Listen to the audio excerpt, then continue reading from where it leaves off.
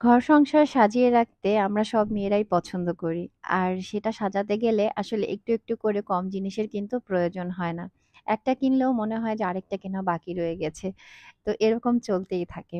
আর পড়ন্ত বিকালে খুব সুন্দর একটা জায়গায় ঘুরতে গেলাম। কিন্তু বাচ্চা-কাচ্চা নিয়ে আসলে কোনো জায়গায় ঘুরতে গিয়ে এখন আর সেই শান্তিটা পাওয়া যায় না।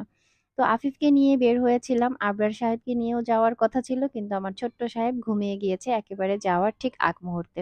যদিও ফ্রাইডে ছিল, আফিফের আব্বুর বন্ধ, কিন্তু তারপরও তার কাজের জন্য বাহিরে যেতে হয়েছে। তো যাই হোক তার ফাঁকে বিকেলে সে এসেছিল ঘন্টাখানেকের জন্য আমাদেরকে একটু ঘোরাবে বলে। তো আসতে একটু তার দেরি হয়ে গিয়েছে, ওইদিকে ছোট ছেলে ঘুমিয়ে গিয়েছে। তো আমরা চলে গিয়েছিলাম তুরাগ নদীর পাড়ে। এখানে খুব সুন্দর ওয়াকওয়ে হয়েছে যার কারণে এই জায়গার ভিউগুলো এত বেশি সুন্দর আসে আর মানুষজনও অনেক বেশি ঘুরতে আসে। তাই চলে গিয়েছিলাম এই জায়গায়। আর আজকে তেমন একটা গরমও ছিল না। ঠান্ডা, ঠান্ডা একটা ওয়েদার ছিল আর অনেক বেশি বাতাস ছিল। আর আসার পরে দেখলাম এখানে প্রচুর মানুষজন আর অনেক খাবার-দাবারের দোকান। তো আফিফ এখানে আসার পরে তার মুড খারাপ হয়ে গিয়েছে সেটা বলতেছি কারণটা কি? তো তারপরে তাকে বললাম সে আবার ভেলপুরি খেতে পছন্দ করে। তো বললাম, "খাবে কিনা?" তো সে রাজি হলো। তো আমরা এখানে ভেলপুরি খেয়ে নিলাম। আর বাইরের ভিউটা এত বেশি সুন্দর আসছিল, একেবারে গোল্ডেন আওয়ার যেটাকে বলে।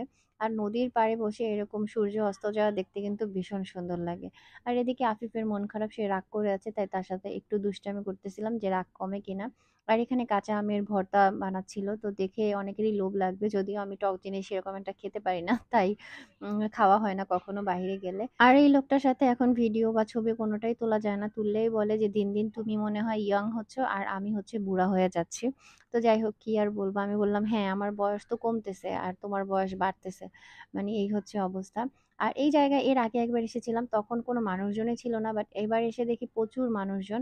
আর মানুষজনের কারণে অনেক ধরনের খাবার আইটেম, তারপরে বিভিন্ন মানে খেলাধুলা বা এক্টিভিটিস এর অনেক আইটেম এখানে ছিল। তো এখানে দেখলাম এই যে বেলুন ফাটানো, এটাকে আসলে কি বলে এক্সাক্ট নাম আমি জানি না। তো ভাবলাম আমি আজকে একটু ট্রাই করি। তো ৳২০ য় হচ্ছে ১০ বার শুট করতে দেয়। তো আমি মোটামুটি ৫ টা বা ৬ টার মতো ফুটাইতে পারছিলাম। আসলে ওরকম এইম করে পারি নাই। আন্দাজেই ফুটছে বলা যায়।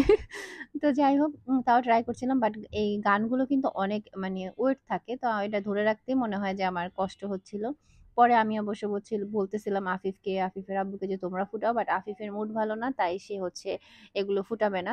আফিফের এবার মন খারাপ কেন সেটা বলি। আফিফের ১ম কথা হচ্ছে এই জায়গায় কেন আসলাম? তার কথা হচ্ছে কয়েকদিন আগেই আমি নদীর পাড়ে এসেছি। এখন আমি নদীর পাড়ে আবার কেন আসবো?